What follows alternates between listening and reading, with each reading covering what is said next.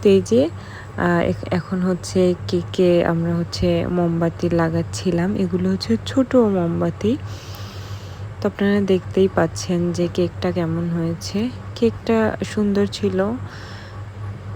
তো এখানে আমি হচ্ছে যেহেতু ভিডিও করছিলাম, এখানে সাজাচ্ছিল মোম দিয়ে।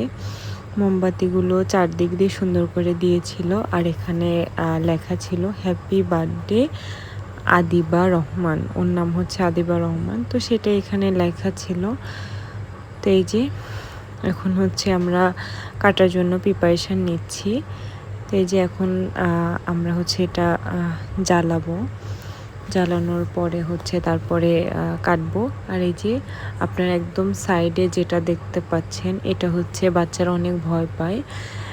তো আমি ভাবতেছিলাম যে ও যেহেতু অনেক ছোট, তো ভয়ই পায় কি না। তো না, খুব বেশি ভয় পায় নাই।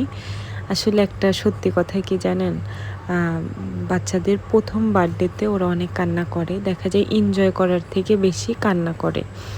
তো আমার ছেলের যদিও এখন 1 বছর হয়নি,